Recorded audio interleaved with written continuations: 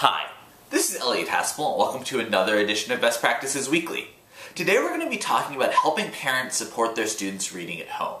And this comes from an article in The Reading Teacher, which is adapted from a book about independent reading. And what the article talks about is how we can, as teachers, really help and partner with parents so that they're supporting a student's independent reading at home, just like we're supporting students' independent reading in the classroom. And there's some very concrete suggestions for bringing parents in as partners and really engaging with parents in a collaborative effort to help students foster their independent reading skills and habits, and all of those things are going to help them become more voracious readers. And so a couple of suggestions I talk about is, well, as teachers, we can actually train parents, teach parents some skills that we have as teachers. For example, how to read aloud effectively. You know, there actually are better and kind of worse ways to do a read aloud that's going to help a student, and we should tell parents about that. How to partner read or pair read with their student. What's it mean when you sit down to read with a student? How can you actually help them when they come to a word that's confused? What are that they're confused about? What are different ways that you can read back and forth together that's going to enhance a student's reading experience?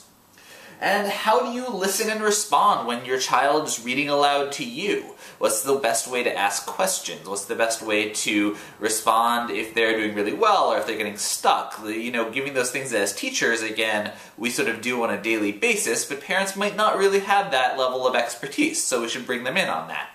And the article spends a long time talking about how to set up a home library, which is very important to building independent reading habits of students. And there's more about this in the full article write-up, but broadly the article talks about 3 steps.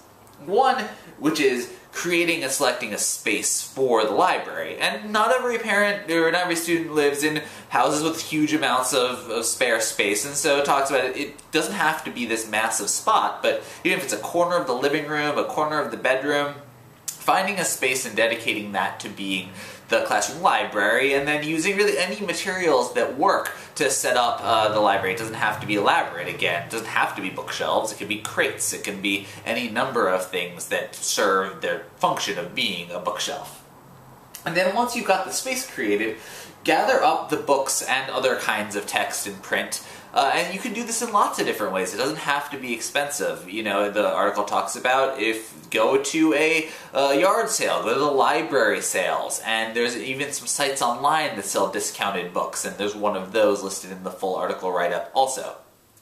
And the third thing about setting up the home library is to display the collection. So work with the student to help them organize their collection alphabetically, by genre, really bring them in. Help them build pride in their collection by getting them a stamp, you know, from the library of, and then the student's name, or letting them create their own stamp.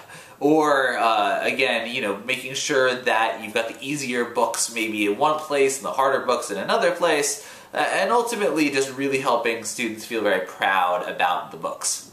Now, one other point the article makes about home libraries is oftentimes parents can confuse quantity over quality. There's just a lot of books, that's good, but actually it's really important that we're helping parents see that not all books are created equal, and we really want to have some of those really good books in there that students are going to love and want to reread over and over again. There are any number of those, but making sure, you know, maybe you want to give some suggestions to parents, maybe you want to send them, you know, towards the direction of some of the you know, award-winning books that you know for that age students they tend to really get into. And so, again, this is all about how we can convey this information as teachers to parents in a way that builds partnership, in a way that's going to let them support their students' independent reading, and ultimately in a way that's going to help everyone. And that's really what this article is all about. Again, there's more information, especially on the home library side of things, in the full article write-up, so I do suggest that if you're interested, you go ahead and download that. So thanks for watching, and happy teaching!